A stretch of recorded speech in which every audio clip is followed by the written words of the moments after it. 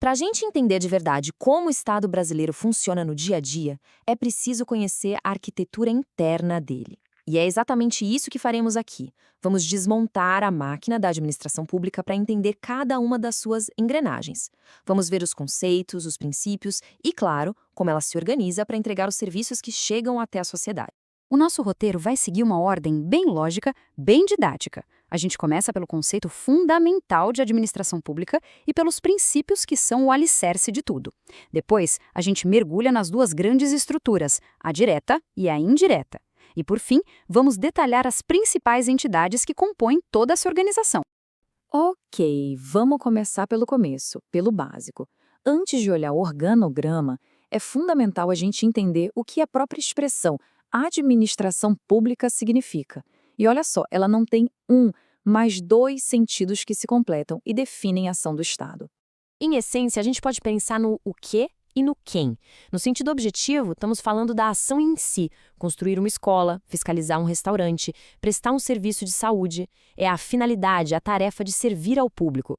Já no sentido subjetivo, a gente está falando da estrutura, do conjunto de órgãos, entidades e agentes públicos que executam essas tarefas. É o Ministério da Saúde, a Prefeitura da cidade, a servidora pública que atende no balcão. Um sentido, então, é a função, o outro é quem executa essa função. Agora, vamos examinar a base, o alicerce sobre o qual toda essa estrutura se assenta. O artigo 37 da nossa Constituição Federal estabelece 5 princípios que são obrigatórios. Eles funcionam como as regras do jogo, sabe? Governam cada movimento, cada decisão e cada ato dentro da administração pública. E para memorizar esses 5 pilares, existe um acrônimo muito famoso, um macete, LIMPE. Cada uma dessas letras representa um dos princípios que a gente vai descompactar agora, um por um, para entender o real significado e o impacto de cada um deles.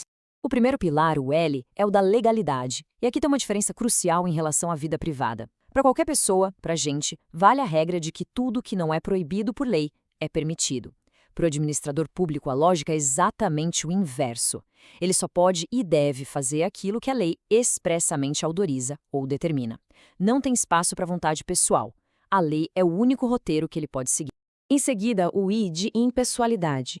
Esse princípio exige que a atuação do Estado seja neutra, tratando todo mundo da mesma forma, sem favorecimentos ou perseguições. Mas ele também tem uma segunda face. Proíbe que o agente público use a máquina do Estado para se promover. É por isso que, na publicidade de uma obra, como uma estrada nova, a propaganda tem que destacar a ação do governo, e não o rosto do governador ou do prefeito, como o próprio artigo 37 reforça. A ação é do Estado para a população e não de uma pessoa. O terceiro pilar, o M, é o da moralidade. E a ideia aqui é simples. Ser legal não é o bastante. O ato administrativo também precisa ser moral, ético, honesto. A moralidade administrativa exige que a conduta do gestor público seja guiada pela boa-fé e pelos padrões éticos da sociedade. Um ato pode até cumprir a letra fria da lei, mas se for desonesto ou de má fé, ele está violando o princípio da moralidade. O quarto pilar, o T, é o da publicidade. Ele é o fundamento da transparência. Com raras exceções previstas em lei, como questões de segurança nacional, todos os atos da administração têm que ser públicos. É por isso que os salários de servidores e os contratos públicos estão lá nos portais da transparência. Essa visibilidade não é um favor, é uma obrigação que permite que a sociedade fiscalize as ações do governo. É um pilar da própria democracia. Por fim, o E de eficiência. Esse princípio exige que a gestão pública seja ágil e econômica. Não basta apenas construir um hospital seguindo a lei, por exemplo. É preciso construir no prazo certo, dentro do orçamento e com qualidade, buscando sempre os melhores resultados com dinheiro público. O foco é a qualidade do serviço que chega lá na ponta, para as pessoas. Com esses 5 princípios como nosso guia, vamos agora ver como a máquina do Estado se organiza para colocar tudo isso em prática. A gente começa pela primeira grande ala dessa arquitetura, a administração direta, que representa o núcleo central do poder estatal. A característica mais importante aqui é que os órgãos da administração direta, como um ministério ou uma secretaria, não são entidades independentes. Eles não têm vida própria, ou seja, eles não possuem personalidade jurídica. Eles são partes integrantes da entidade maior que a União, o Estado ou o município. Quando o Ministério age, na verdade, é a União que está agindo. A atuação do órgão é legalmente a atuação do próprio Estado. Agora, Vamos para a segunda ala da nossa estrutura. A administração indireta nasce quando o Estado decide descentralizar. O que é isso? É transferir a execução de um serviço específico para uma nova entidade, que é criada especialmente para aquela função e que tem autonomia própria.